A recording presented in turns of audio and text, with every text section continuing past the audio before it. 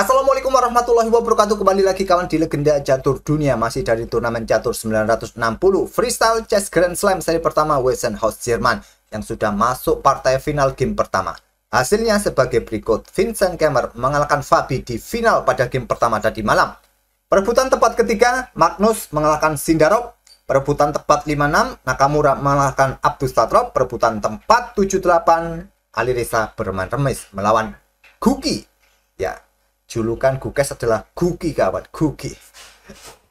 Oke kawan, tanpa babi bu lagi dan admin mohon maaf ya, live streaming semalam terganggu lagi. Live pertama selang 1 jam lebih disconnect, admin coba konekkan lagi kawan, selang 2 menit disconnect lagi, jadi admin putuskan berhenti.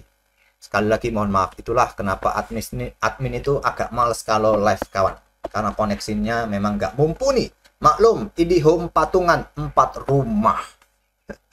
Oke, rekap game pertama.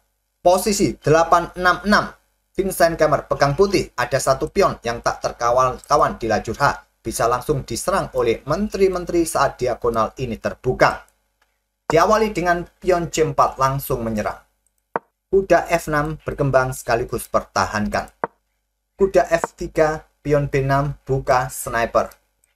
Ada pion B4 untuk mendapatkan ruang juga ya, buka juga diagonal sniper dan juga menghalangi pergerakan pion C5, tetap dimainkan oleh Fabi pion C5 atau dengan pion E6 buka juga snipernya kawan. Ini bagus juga. Memilih dengan pion C5, gajah langsung dikeluarkan serang menteri. Bisa ke B7 atau blokade. Fabi memilih blokade pion D6. Gajah sikat kuda F6 ambil balik menggunakan pion E. Menggunakan pion G, pion ini juga terancam kawan, maaf, salah moslip ya, ambil pion ya, ganggu kuda, ganggu pion ini kurang bagus. Jadi ambil balik menggunakan pion E. Menteri meluncur ambil pion H7 ganggu kuda, kuda G6, sekarang pion E3. Memprovokasi gajah sikat kuda F3 ambil balik, gajah nanti punya banyak akses untuk berkembang. Memilih dengan pion C pukul pion B4, gajah E2, proteksi kuda kawan, dan siap rokade di langkah berikutnya. Ada opsi kuda ke E5 menantang pertukaran, mungkin putih akan menahan diri rokade saja. Ataupun juga bermain dengan pion D5 ini bagus. Mumpung benteng dalam posisi kena hanging kawan ya, kena pin. Kalau terbuka langsung ya benteng pukul benteng, raja putih tidak bisa rokade. Memilih dengan angkat benteng kawan ke baris kelima. Ingin menjaga baris kelimanya karena ada potensi dua kuda akan mengganggu baris kelima nanti. Kuda G3. Menteri C7. Pion D4 sekarang. Benteng A5. Benteng C2 pertahankan pion. Gajah C6 siap reposisi menusuk benteng raja. Raja langsung rokade. Dan pion F5. Menurut engine dilepas saja. Tapi memilih benteng A3. Pion H4. Ganggu kuda. Gajah A4 serang benteng. Benteng turun ke C1.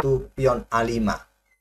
Atau juga langsung bisa ambil pion ini. Tapi memilih mempercepat akselerasi pionnya. Ada dua pion yang bebas kawan. Di sisi menteri ini. Setelah pion jatuh. Dua pion terkoneksi bebas. Pion H5. Kuda E7. Pion D5. Dikunci permainan petak pusat oleh Vincent Kemmer. Berikan tempat juga bagi kuda ke D4. Benteng ambil pion A2.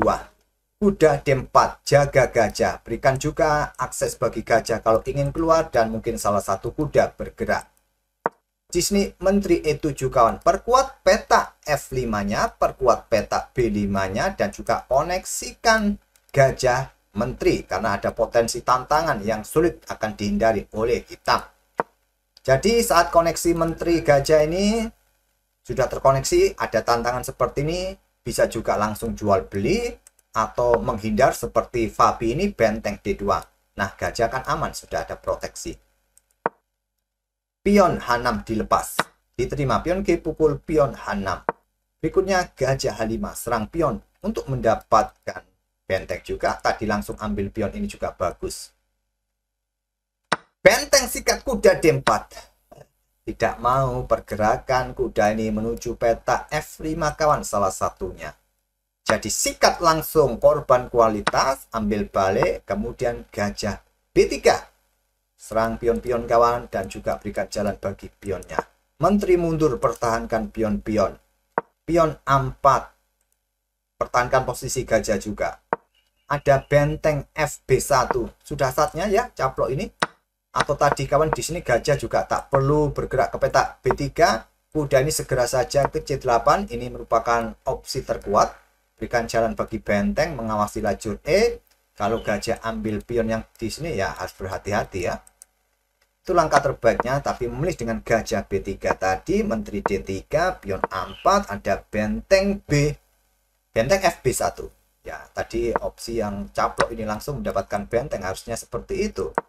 Kemer dengan benteng FB1, kuda C8, buka akses jaga pion, kuda F1 siap dibawa untuk serang gajah di sini, ada pion C5. Gratis diterima, pion C pukul pion B5. Pion C5, pion B5, pion B5, pion C pukul pion B5, menteri C7 siap mungkin menantang pertukaran kawan. Ada kuda E3, pertahankan petak C2, petak C4, kuda B6 serang pion. Ada benteng C1 terlebih dahulu, menteri B7 menambah tekanan. Ada gajah F3, di sini pion F5 dilepas. Kalau kalian caplok, jual beli terus. Jual beli terus, menteri C2 siap menusuk. Ya, diambil dulu ya. Baru menteri C2 siap menusuk, kawan. Itulah jika diambil. Memilih pion F5, caplok. Semakin kuat posisi pion D5. Tapi juga gajah punya tempat petak G7 menyerang pion. Menteri mundur ke F4 menyerang pion. Gajah mundur lagi ke F8. Benteng C6 berikan dukungan. Ada pion A3. Benteng ambil pion D6 skak. Tidak mau ambil blokade. Kalau diambil dengan gajah, menteri ambil balik skak. Kalau blokade menteri, kuda jatuh skak lagi. Kalau blokade dengan kuda, pion ini akan dipreteli kawan. Jadi dengan kuda D7 setelah benteng A6, Fabi menyerah di langkah ke-33. Di langkah ke-33 menghindari ancaman gajah. Posisinya kolaps, dia tahu betul posisinya kolaps, lebih baik menyerah. Apa sih ancamannya? Ya, ancamannya seperti ini kawan. Menteri ambil pion, gajah juga siap mengikuti, tekan kuda terus. Seumpama saja ya, kalian ambil pion B5 ini, ada skak di sini kawan. Nah, blokade dengan kuda, maka disikat juga kawan, repot. Gak mungkin dengan menteri. Raja lari, ada pion D6 skak, raja maju, benteng pukul benteng, blokade sikat skak mat. Repot, sudah repot kawan. Repot. Siap menteri ambil pion di sini, gajah siap mengikutinya juga. Masih panjang sih permainan dilanjutkan. Masih panjang karena keunggulannya 5 koma saja. Jadi masih panjang dan ancaman skak mat juga. Tapi posisi kolaps, tak perlu kita lanjutkan lagi, tak perlu kita otak-atik lagi. Oke. Itulah game pertama Vincent Kemmer versus Fabiano Caruana. Dan nanti siang kita coba otak-atik permainan Magnus versus Sindarob. Oke, terima kasih. Semoga bisa menghibur kalian kawan. Dan sekali lagi mohon maaf atas ketidaknyamanannya live beberapa hari ini karena koneksi ya. Dan sekali lagi, jangan lupa tinggalkan jejak kalian. Like, komen, serta subscribe bagi kawan-kawan yang baru mampir. Wassalamualaikum warahmatullahi wabarakatuh.